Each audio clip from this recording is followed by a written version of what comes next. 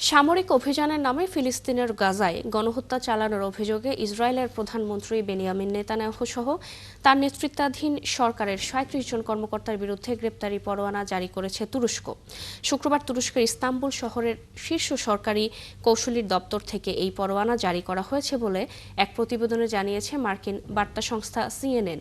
Netanyahu ব্যতীত অন্যান্য যেসব কর্মকর্তার নামে পরোয়ানা জারি করা হয়েছে সেই তালিকায় থাকা উল্লেখযোগ্য ব্যক্তিরা হলেন ইসরায়েলের প্রতিরক্ষা মন্ত্রী ইসরায়েল কাটজ, জাতীয় নিরাপত্তা বিষয়ক মন্ত্রী ইতামার বেন গিভর এবং স্বরাষ্ট্রমন্ত্রী ইয়া আল জামির। পরোয়ানায় গাজায় গণহত্যা, মানবতা বিরোধী অপরাধ এবং গত সেপ্টেম্বরে আন্তর্জাতিক ত্রাণ বিতরণকারী জোট ফ্লোটিরার ত্রাণের বহরকে আটকে দেওয়ার অভিযোগ হিসেবে উল্লেখ করা হয়েছে। শুক্রবার পরোয়ানা জারির কিছুক্ষণের মধ্যে অবশ্য এর নিন্দা জানিয়েছে ইসরায়েল।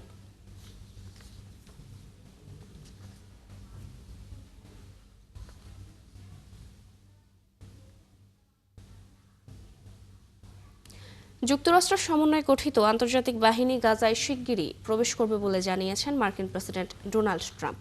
গত মাসে ইসরায়েল ও ফিলিস্তিনি সশস্ত্র গোষ্ঠী হামাসের মধ্যে যুদ্ধবিরতি হয়। ওই সময় গাজায় একটি আন্তর্জাতিক স্থিতিশীল পাঠানোর ব্যাপারে চুক্তি হয়। বৃহস্পতিবার এ ব্যাপারে ট্রাম্প বলেন, খুব শিগগিরই গাজায় আন্তর্জাতিক বাহিনী পাঠানো হবে। হামাস যদি এ নিয়ে ঝামেলা করে তাহলে খুব শক্তিশালী দেশের একটি জোট হস্তক্ষেপ করবে বলেও হুঁশিয়ারি দেন ট্রাম্প। যদিও এখন পর্যন্ত হামাসকে নিরস্ত্র করতে কোনো ধরনের শক্তি প্রয়োগ করতে দেখা যায়নি কোনো দেশকে। এদিকে জাতিসংঘের নিরাপত্তা পরিষদ গাজায় ২ বছরের জন্য একটি অন্তর্বর্তী সরকার এবং স্থিতিশীল বাহিনী গঠনের জন্য আলোচনা শুরু করতে যাচ্ছে। এমন সময় ট্রাম্প জানালেন, ফিলিস্তিনি এই উপত্যকায় শিগগিরই দেখা যাবে অন্যান্য দেশের সেনাদের। জাতিসংঘের সাধারণ পরিষদে সব মিলিয়ে ২০,০০০ সেনা পাঠানো হবে।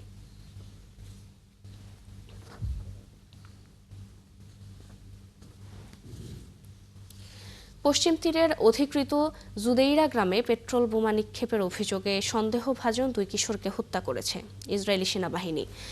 রামাতাল্লাহ ভিত্তিক ফিলিস্তিনের স্বাস্থ্য মন্ত্রণালয় নিহত ২ কিশোরের নাম প্রকাশ করেছে। তারা হলেন মোহাম্মদ আতিম ও মোহাম্মদ কাসিম, দুজনেই ১৬ বছর বয়সী। শুক্রবার ইসরায়েলি সেনাবাহিনীর এক বিবৃতিতে বলা হয়, বৃহস্পতিবার ২ ব্যক্তিকে শনাক্ত করা হয়, যারা জেরুজালেমের উত্তরের জুদেইরায় একটি প্রধান বেসামরিক রুটের দিকে মলোটভ ককটেল নিক্ষেপ করেছে। ওই এলাকায় সেনা ইউনিট ওই ব্যক্তিদের হত্যা করেছে। এছাড়া ইসরায়েলি সেনাবাহিনী একটি নজরদারি ক্যামেরায় ভিডিও প্রকাশ করেছে, যেখানে ২ ব্যক্তিকে একটি জ্বলন্ত বস্তু দেয়ালের উপর দিয়ে ছুঁড়ে ফেলতে দেখা যায়।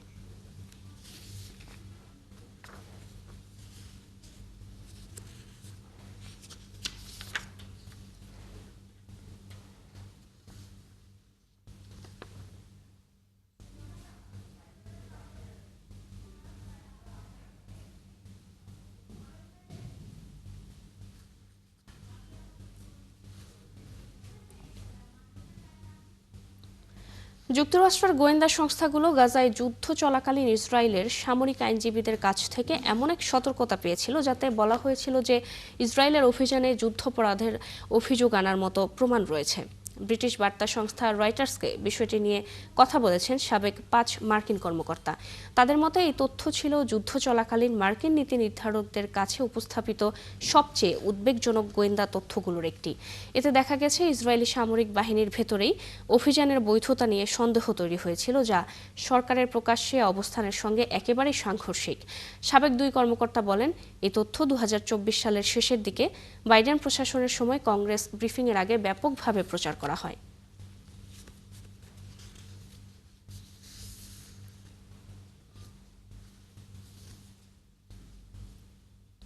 ইরানের প্রেসিডেন্ট মাসুদ পেজেশকিয়ান বলেছেন, তেহরান শান্তি চায়, তবে চাপ বা হুমকির মুখে তাদের পারমাণবিক ও ক্ষেপণাস্ত্র কর্মসূচি বাদ দেবে না। শুক্রবার দেশটির রাষ্ট্রীয় সংবাদ মাধ্যমে প্রকাশিত এক বিবৃতিতে তিনি এই মন্তব্য করেন। পেজেশকিয়ান বলেন, ইরান আন্তর্জাতিক কাঠামোর মধ্যে আলোচনায় বসতে প্রস্তুত, কিন্তু যদি তারা পারমাণবিক বিজ্ঞান রাখা যাবে না, আত্মরক্ষার জন্য ইরান ক্ষেপণাস্ত্র বানাতে পারবে না এমন শর্ত দেয় এবং না হলে বোমা মারার হুমকি দেয়, তাহলে এমন আলোচনার কোনো অর্থ নেই। তার এই বক্তব্যের একদিন আগে যুক্তরাষ্ট্রের প্রেসিডেন্ট ডোনাল্ড ট্রাম্প বলেছিলেন, ইরান সম্প্রতি নিষেধাজ্ঞা শিথিল করার অনুরোধ জানিয়েছে, তবে ইরান এ বিষয়ে আনুষ্ঠানিকভাবে কিছু জানায়নি। পেজেশকিয়ান বলেন, ইরান পৃথিবীতে শান্তি ও নিরাপত্তা নিয়ে টিকে থাকতে চায়, কিন্তু অপমানিত হতে রাজি নয়।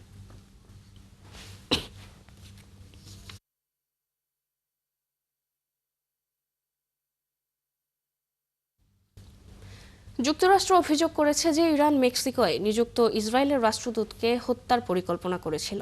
মধ্যপ্রাচ্যের সংঘাত অন্য অঞ্চলে ছড়িয়ে দেওয়ার এটাই সর্বশেষ প্রচেষ্টা বলে শুক্রবার দাবি করেছে ওয়াশিংটন। অভিযোগ অনুযায়ী ওই পরিকল্পনার সময়কাল ছিল 2024 সালের 1 এপ্রিলের পর, যখন ইসরায়েল সিরিয়ার রাজধানী দামেস্কে অবস্থিত ইরানি দূতাবাস কমপ্লেক্সে হামলা চালিয়ে বিপ্লবী গার্ডের কয়েকজন শীর্ষ কর্মকর্তা হত্যা করে। ওই হামলার পর ইরান প্রতিশোধ নেয়ার অঙ্গীকার করে এবং ইসরায়েলের দিকে ক্ষেপণাস্ত্র ও ড্রোন হামলা চালায়। একজন মার্কিন কর্মকর্তা দাবি করেছেন, ইরানের বিপ্লবী গার্ডের বিশেষ শাখা কুদস ফোর্স 2024 সালের শেষ দিকে এই হত্যার পরিকল্পনা শুরু করেছিল, যা চলতি বছর এসে ব্যর্থ করে দেয়া হয়। তিনি আরও বলেন, চক্রান্তটি নিয়ন্ত্রণে আনা হয়েছে ও বর্তমানে কোনো নিরাপত্তা ঝুঁকি নেই।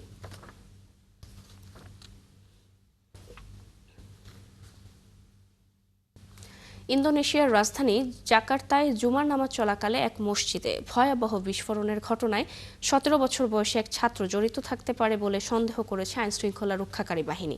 ওই কিশোর মসজিদের পাশের স্কুলের শিক্ষার্থী বলে জানা গেছে। স্থানীয় সময় শুক্রবার উত্তর জাকার্তার কেলাপা গাদিং এলাকায় এ ঘটনা ঘটে। এতে অন্তত 54 জন আহত হয়। যে মসজিদটিতে হামলা হয়েছে সেটি একটি স্কুল কমপ্লেক্সের ভেতরে অবস্থিত। আহতদের বেশিরভাগই ওই স্কুলের শিক্ষার্থী বলে নিশ্চিত করেছে স্থানীয় পুলিশ। প্রত্যক্ষদর্শীরা জানিয়েছে, জুমার নামাজের খুতবা শুরু হওয়ার কিছুক্ষণ পরপরই দুটি বিস্ফোরণের শব্দ শোনা যায়। মুহূর্তেই আতঙ্ক ছড়িয়ে পড়ে পুরো এলাকায়। ইন্দোনেশিয়ার ডেপুটি হাউস স্পিকার সুফুমি দাসকো আহমদ জানান, সন্দেহভাজন ওই ছাত্র বর্তমানে হাসপাতালে চিকিৎসাধীন এবং তার অস্ত্রোপচার চলছে। এছাড়া বিস্ফোরণের উদ্দেশ্য সম্পর্কে এখনও নিশ্চিত হওয়া যায়নি।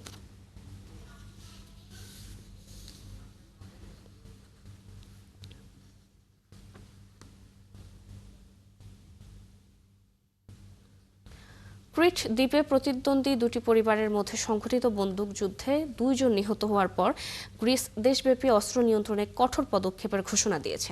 দেশটির নাগরিক সুরক্ষা মন্ত্রী মিখালিস ক্রিসাকোইডুস জানান, অবৈধ অস্ত্র রাখা এখন থেকে অপরাধ হিসেবে গণ্য হবে, যা আগে একটি লঘু অপরাধ ছিল।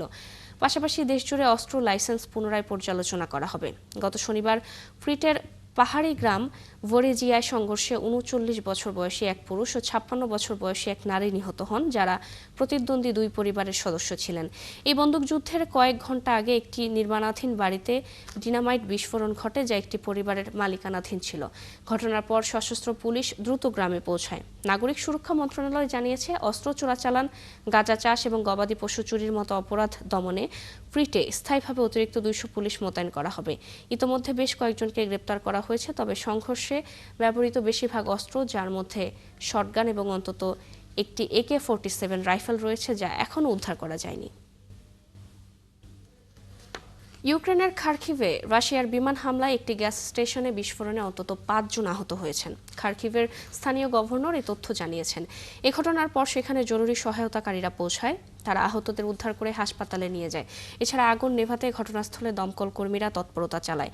টেলিগ্রামের এক পোস্টে খার্কিভের গভর্নর জানান, গাইডেড এরিয়াল বোমা ব্যবহার করে এ হামলা চালিয়েছে রাশিয়া। রুশ সেনাবাহিনী জানিয়েছে, তারা ইউক্রেনের 19% অর্থাৎ 1,16,000 বর্গ কিলোমিটার জায়গা দখল করে নিয়েছে। এদিকে যে কোনো সময় ন্যাটো ভূখণ্ডে সীমিত পরিসরে হামলা চালানোর সক্ষমতা রয়েছে রাশিয়ার। জার্মানির এক শীর্ষ সামরিক কর্মকর্তা এই সতর্কবার্তা দিয়েছেন। তিনি বলেন, রাশিয়ার বর্তমান সামরিক শক্তি ও যুদ্ধ ক্ষমতা বিবেচনা করলে দেখা যায়, রাশিয়া চাইলে যে কোনো ন্যাটোর ভূখণ্ডে ছোট পরিসরে আক্রমণ চালাতে পারে এবং এটি রাশিয়ার জন্য এমন বড় কোনো ব্যাপার হবে না।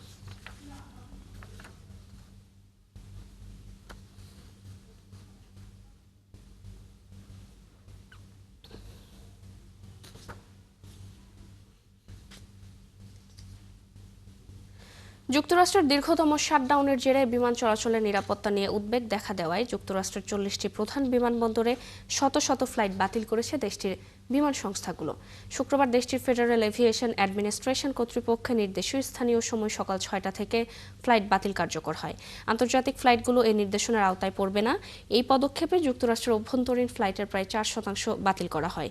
প্রাথমিকভাবে 700টি ফ্লাইট বাতিল হয়েছে, যার মধ্যে রয়েছে American airlines, Delta, Southwest ও ইউনাইটেড এয়ারলাইন্সের ফ্লাইট।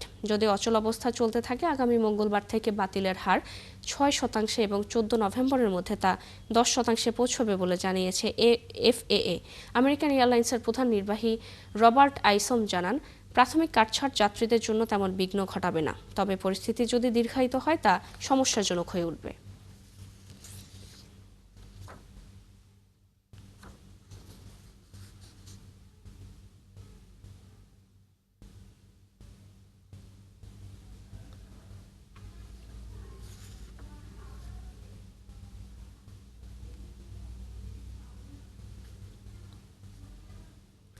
যুক্তরাষ্ট্রের ডানপন্থী প্রভাবশালীরা নিউ ইয়র্কের নবনির্বাচিত মেয়র জোহরান মামদানিকে মিথ্যা তথ্য দিয়ে ইসলামিক স্টেট আইএস গোষ্ঠীর সঙ্গে জড়িয়ে ফেলার চেষ্টা করছেন। তারা এমন এক মনগড়া বিবৃতি প্রচার করেছেন যা সামাজিক যোগাযোগ মাধ্যমে লাখ লাখ ভিউ হয়েছে। গবেষকরা জানিয়েছেন এমন কথা। সৃষ্টি ঘটকের রিপোর্ট। সামাজিক যোগাযোগ মাধ্যম এক্সে জোহরান বিরোধী বেশ কিছু অ্যাকাউন্ট ইসলামিক স্টেটের কথিত একটি বিবৃতি প্রচার করেছে, যার শিরোনাম ছিল অপারেশন ম্যানহাটন প্রজেক্ট। এতে নির্বাচনের দিন নিউ ইয়র্ক সিটিতে হামলার ইঙ্গিত দেয়া হয়েছিল। যেসব প্রভাবশালী এই ভুয়া বিবৃতিকে জোহরান মামদানির সঙ্গে যুক্ত করেছেন, তাদের মধ্যে ছিলেন প্রভাবশালী রক্ষণশীল নেতা যিনি ট্রাম্পের ঘনিষ্ঠ হিসেবে পরিচিত। লুমার এক্সে এক পোস্টে লিখেছেন, মুসলিম মেয়র প্রার্থীর জয় উদযাপন করতে নিউ ইয়র্ক সিটিতে ইসলামিক স্টেট হামলা চালানোর চেয়ে ভালো কোনো উপায় ভাবতে পারে না। লুমারের এই পোস্ট 2 লাখের বেশি ভিউ পেয়েছে। অন্যান্য রক্ষণশীল এক্স অ্যাকাউন্ট থেকে কথিত বিবৃতি উদ্ধৃত করে ভুয়া দাবি করে লিখেছে, চরমপন্থী গোষ্ঠীটি মেয়র হিসেবে জোহরানকে সমর্থন করেছে। এক্সে এসব পোস্ট সম্মিলিতভাবে লাখ লাখ ভিউ পেয়েছে। ডিসইনফরমেশন ওয়াচডগ নিউজগার্ড সহ একাধিক গবেষকের মতে, জিহাদিদের আমাক নিউজ এজেন্সির লোগো সম্বলিত কথিত ওই চিঠিটি ছিল পুরোপুরি বানোয়াট। আমেরিকান ইউনিভার্সিটির শিক্ষাবিদ মেইলি ক্রিজিস ওয়াচডগকে জানান, কথিত এই বিবৃতির সঙ্গে আমাক থেকে প্রকাশিত অন্যান্য বিবৃতির কোনো মিল নেই। আরেকটি গবেষণা প্রতিষ্ঠান ইনফরমেশন এপিডেমিওলজি ল্যাবও বলেছে, প্রচারিত বিবৃতির ভাষা শৈলী, ফরম্যাটিং এবং বিতরণ আইএস মিডিয়া থেকে একেবারে ভিন্ন। মনগড়া এসব বিবৃতি সম্ভবত প্রথমে 4chan নামক উগ্র ডানপন্থী মেসেজ বোর্ডে প্রকাশিত হয়েছিল, যা ষড়যন্ত্র তত্ত্বের জন্য পরিচিত। ফিলিস্তিনিদের দীর্ঘদিনের সমর্থক জোহরান মামদানি 9/11-এর হামলার পর নিজে ইসলামোফোবিয়ার শিকার হয়েছিলেন। সাম্প্রতিক মাসগুলোতে তিনি ফিলিস্তিনিদের সমর্থনের পাশাপাশি ইহুদি বিদ্বেষেরও কড়া নিন্দা জানিয়েছেন। নিউ ইয়র্ক সিটির বহু প্রতীক্ষিত নির্বাচনের আগে বার্তা সংস্থা এএফপির ফ্যাক্ট চেকাররা জোহরান মামদানিকে লক্ষ্য করে ইন্টারনেটে প্রচারিত বেশ কয়েকটি মিথ্যা মামলা খণ্ডন করেছেন। সৃষ্টি ঘটক, ৭১। মালয়েশিয়া থেকে দেশে ফিরতে মধ্যরাত থেকে ইমিগ্রেশনে ভিড় জমাচ্ছেন শত শত বাংলাদেশি। পালিয়ে থাকা কাগজপত্রবিহীন এসব বাংলাদেশিদের অনেকেই ফিরছেন খালি হাতে। এদিকে মালয়েশিয়া সরকারের বেঁধে দেওয়া সময়ে জরিমানা দিয়ে দেশে ফেরার এই সুযোগ গ্রহণের আহ্বান জানিয়েছে কুয়ালালামপুরের বাংলাদেশের হাই কমিশন। কুয়ালালামপুর থেকে আরও জানাচ্ছেন সহকর্মী মোস্তফা ইমরান রাজু।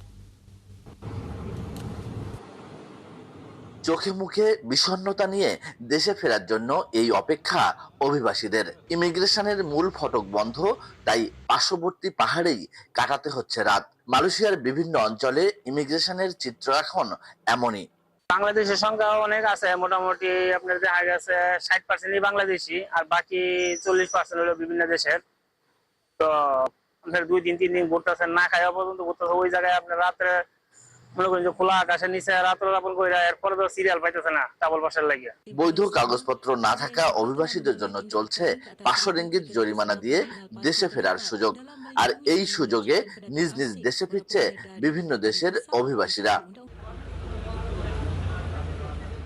দেশটির অভিবাসন সূত্র বলছে, গেল 10 মাসে অবৈধ অভিবাসী বিরোধী অভিযানে বিভিন্ন দেশের 43,000 বিদেশি নাগরিককে আটক করা হয়েছে, যার একটি বড় অংশ বাংলাদেশি। পুলিশ আর ইমিগ্রেশনের চলমান এমন অভিযানে ভয় আর আতঙ্কায় পার করা অভিবাসীরাই মূলত এখন ফিরছে নিজ নিজ দেশে। মালয়েশিয়ার ইমিগ্রেশন সূত্র বলছে, সাধারণ ক্ষমায় দেশে ফেরার এ সুযোগ চলবে আগামী বছর এপ্রিল পর্যন্ত। এ সময়ের মধ্যে একই সঙ্গে চলবে সাঁড়াশি অভিযান। আর এ সময়সীমার মধ্যে দেশে না ফিরলে জেল জরিমানা সহ কঠোর শাস্তির হুঁশিয়ারি দিয়ে রেখেছে দেশটির প্রশাসন। এদিকে শেষ সময়ের জন্য অপেক্ষা না করে এখনই এ প্রক্রিয়ার মাধ্যমে কাগজপত্রবিহীনদের দেশে ফেরার পরামর্শ দিয়েছে মালয়েশিয়ার বাংলাদেশ হাই কমিশন। সম্প্রতি এ নিয়ে প্রকাশিত এক বিজ্ঞপ্তিতে প্রবাসীদের আরও বেশি সতর্ক হওয়ারও পরামর্শ দেয় high commission. Mostafa Imran Raju, ৭১, Kuala Lumpur, Malaysia. এই ছিল এখনকার আয়োজনে। বিশ্বের আরও নতুন কিছু খবর ও বিশ্লেষণ নিয়ে দুপুর 1টায় আবারও হাজির হবে বিশ্বযোগ। চোখ রাখুন ৭১ ফেসবুক পেজ এবং সাবস্ক্রাইব করুন ৭১ ইউটিউব চ্যানেল। ৭১-এর সাথেই থাকুন।